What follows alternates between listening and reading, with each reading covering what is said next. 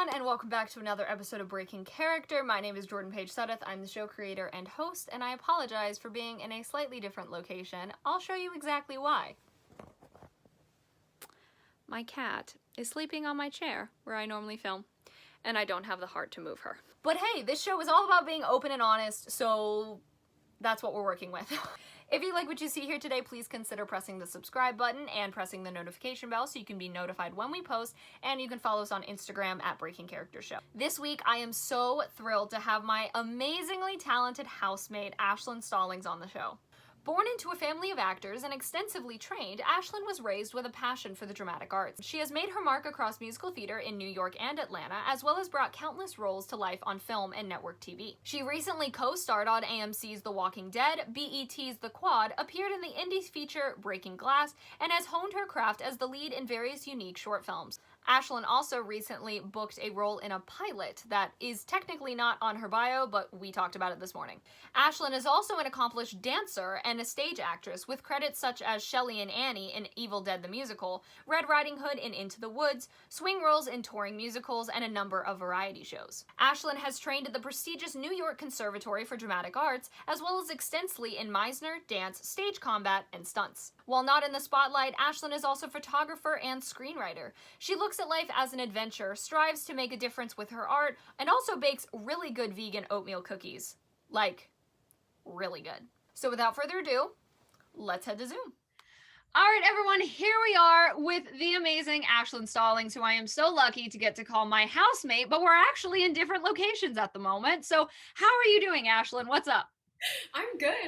I'm just here at work, and I took a little break to talk to you, which I love doing. We do it all the time. We do it all the time. Just now it's in a professional sort of setting. And speaking of professional, no, I don't have the right background because my cat is on my chair and I don't have the heart to move her off. So that is why the background is different right now.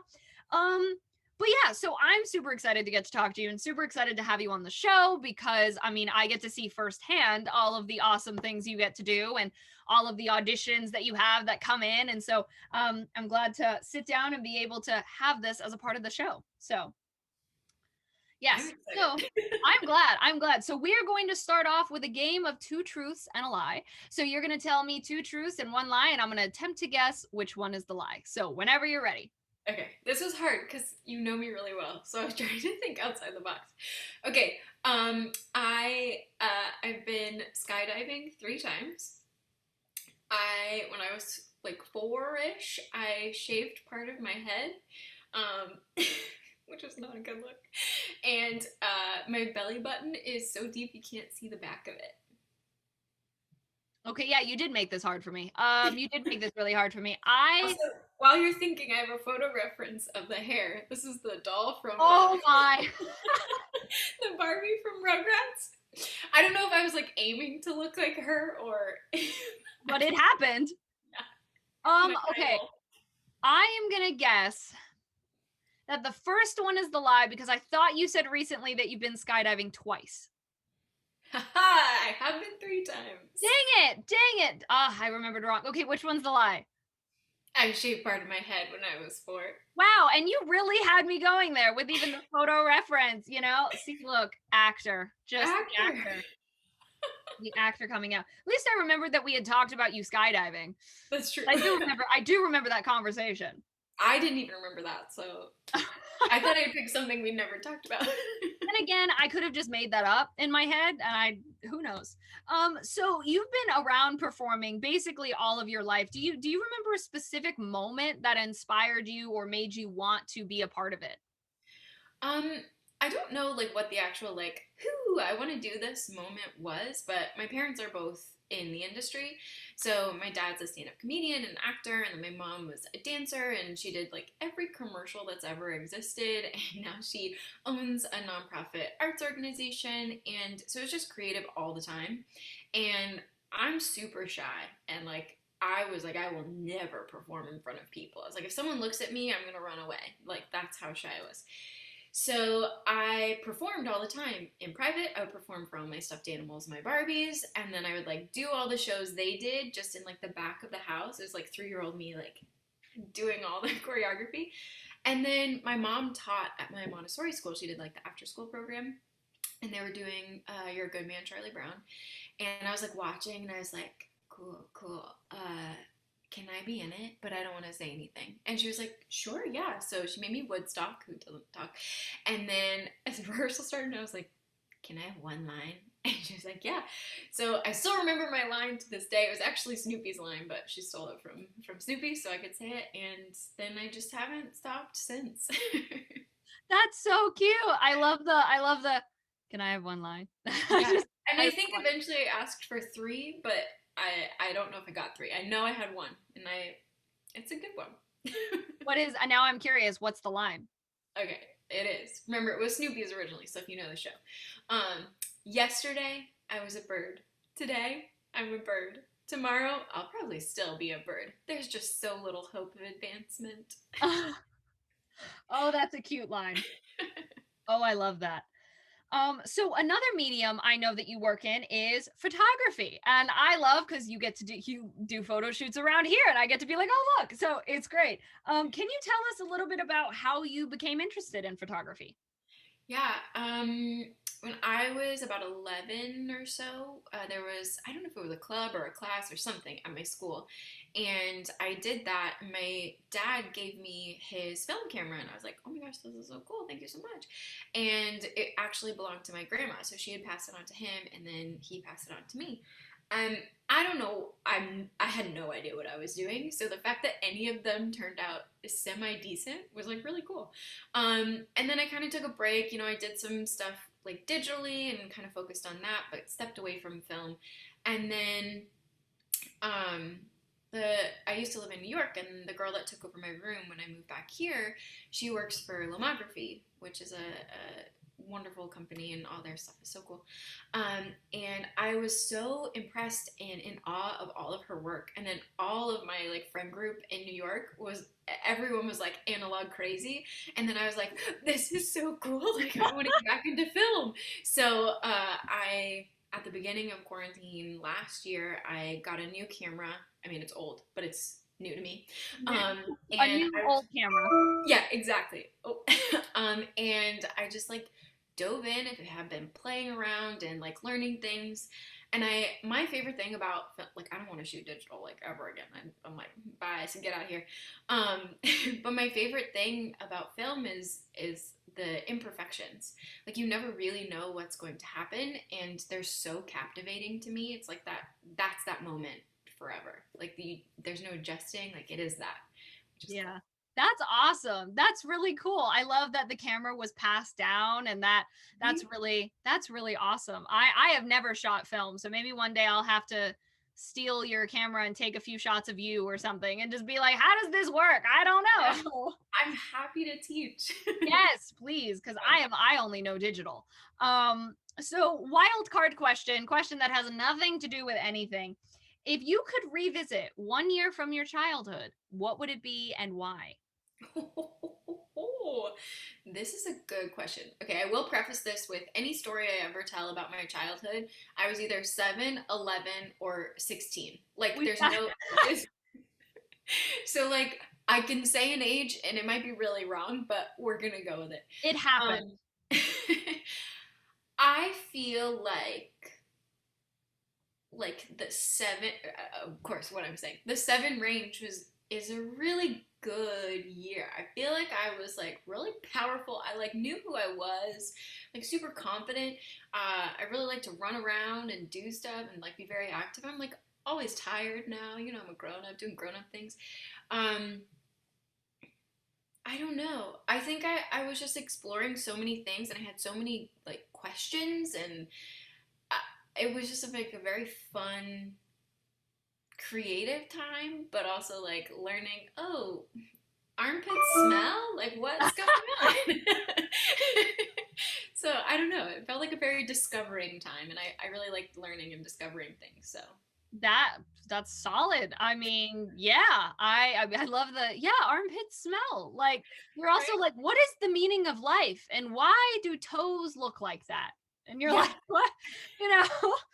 That's awesome. I love that. Yeah, I remember us having that conversation of like, childhood stories. It's like, I say I was 7, and then your mom would be like, you know, you were 3, and you're like, oh, I didn't know that. I don't know.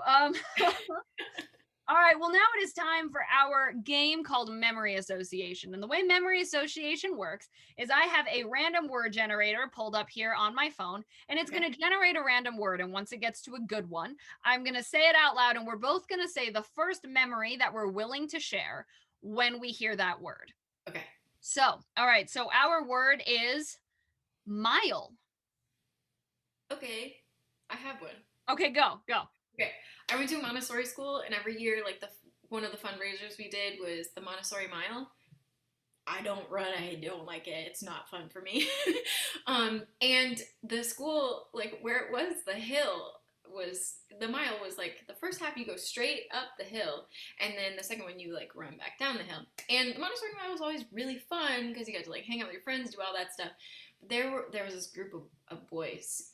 They were all the really hot ones that I was going to marry. But they were all so fast. Like, so fast. I did not understand how a human could run that quickly and up a hill.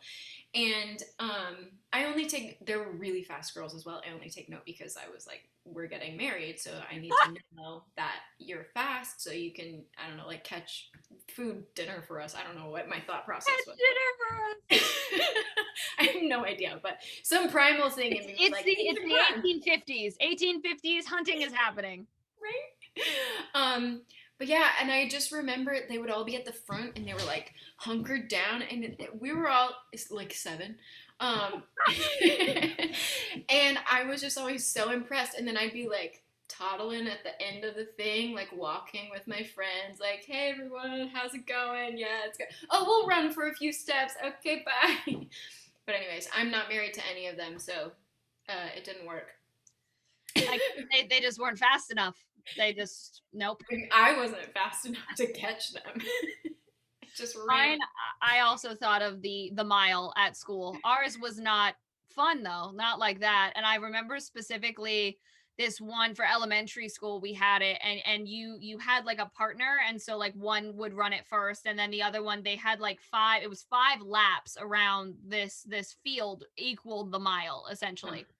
And I remember, I think one year because you took a stick from the other person to like show how many laps you would run, or you handed them to them, something like that.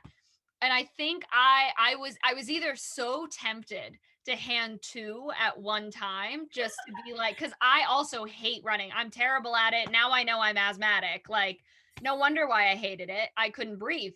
Or it was that I had accidentally done it. And of course, at that point, because it was elementary school, I was like, honesty, how could I ever lie about something? And I felt terrible. I think that was it. I had accidentally miscounted, and I had done like 4 instead of 5, and I was like, I'm a terrible person, I'm horrible. And then of course but did I do anything about it? No, because I was like, I don't want to run another lap. I'm gasping for breath as it is after 4. Like 3/4 of a mile is fine. I'll do that. Then it was the worst because they would time you, and you would have to like under the certain amount of time was like the healthy. And I was like, I can't know. I despised the mile. I don't, that should not.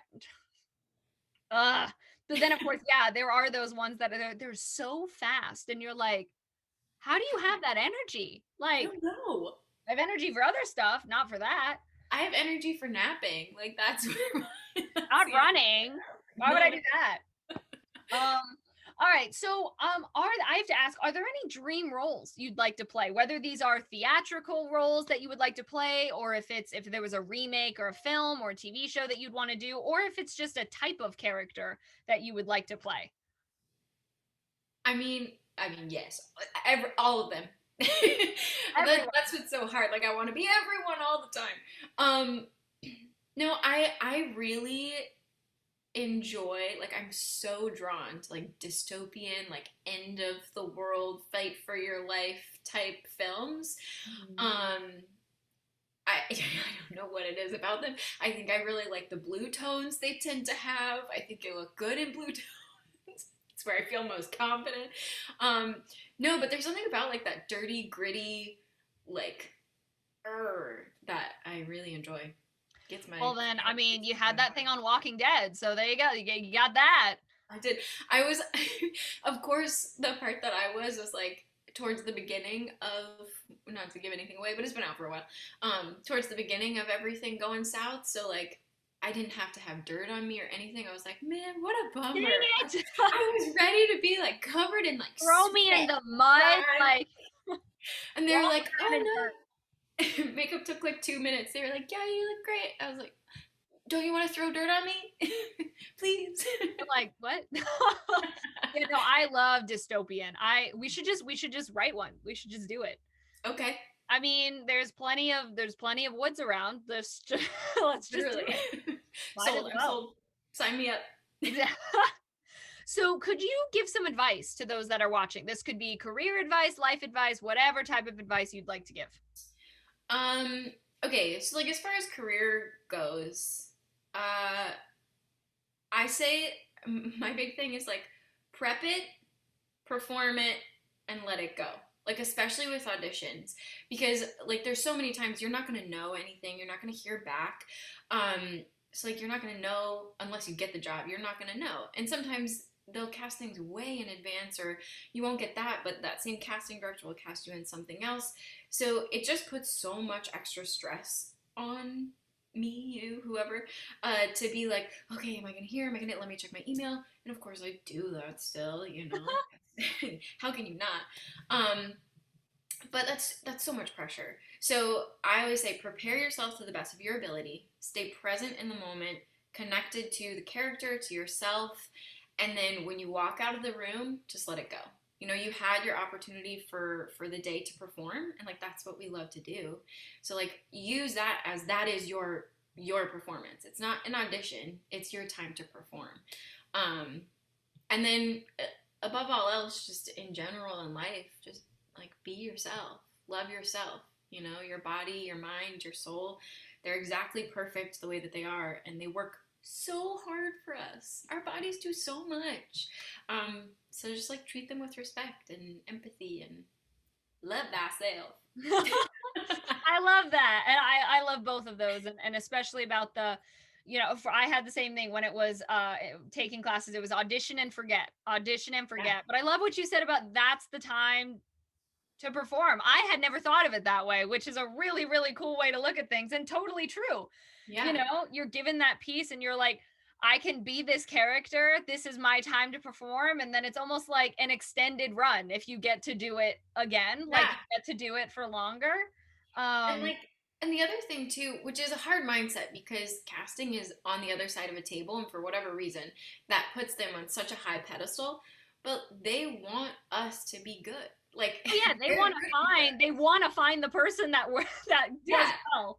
So if you just like let that go and be like, they are here to support me, so they aren't like, well, girl's terrible because she's blah, blah, blah. No, they're like, yes, please do a good job, because then their job's done and they get paid and they get awards and everything's great. Oh, there we go. We're good. Are we back? I was like, Jordan. I also will say too, it froze on a really weird when you leaned forward to do the whole like that's what it froze on. So that was hilarious. But so when things get tough, what pushes you to keep going? Oh, I mean, okay. There's a lot of things. I feel like it kind of depends on where I am in life and in my moment and my stress and but my mom is really big on waking up and doing what you love every day. And I get so stressed hearing people talk about how they hate their jobs. Like, I know. I can't. So like I found a job that I love and it makes me so happy. So even when it's stressful, there's love there, and that in and of itself is super inspiring. And then anytime I'm feeling down or like discouraged about myself as a creator, as an artist, I just take a look at the creatives around me. Like I look at my fellow actors and writers and photographers, and I let them and their journey inspire me. Because there's no room for jealousy. We're all so different. it's silly to be jealous of people because their journey is their journey and my journey is my journey. It all is going to happen at different times.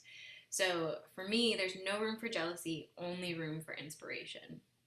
So I love that. I think that's great. And I think taking inspiration from seeing people that you know, admire and you look after, like doing what they're doing, is I think there's always, to me, there's something in my head called, and I think we talked about this before, good jealousy, which is like that inspiration of you're looking at that going, I want to do that someday. I want to get there someday. So I'm going to work hard to do it. It's not going, oh my gosh, I want to do that. Why do they get to do that? Like that should be me. It's you're going, man, I'm jealous that they get to do that. So I'm going to work hard to get there. That's what's good jealousy to me, which is also, you know, inspiration at the same time. But yeah, okay. And then lastly, where can people follow you and keep up with what you're doing? In my car, no, I'm just kidding. I'm most active on Instagram. But I also have a Facebook for all my acting stuff. I have a Twitter and I have a TikTok. Who is she? I don't know. And then also for my photography, I have Instagram, Facebook, and Twitter. And those are all Moonshine Canyon. And then me, it's just my name for everything else. Awesome. Well, I will put all of that in the description box below. So that is it. That's all I have. Thank you so much, ASHLYN. Yay! Thank you. This was fun. I'm glad. Sorry for the technical difficulties. I have no idea what's happening. Apparently our Wi-Fi today just doesn't want to work. But you gotta love it. So, well, I thank you so much for being on the show. I am so excited for this to go up, and so I'm gonna press stop on the recording. Thank you all so much again for watching today. I really hope you enjoyed. Sorry again for the weird setup, but it feels really natural, so I love it. If you like what you saw here today, please consider pressing the subscribe button and the notification bell, and you can follow us on Instagram at Breaking Character Show.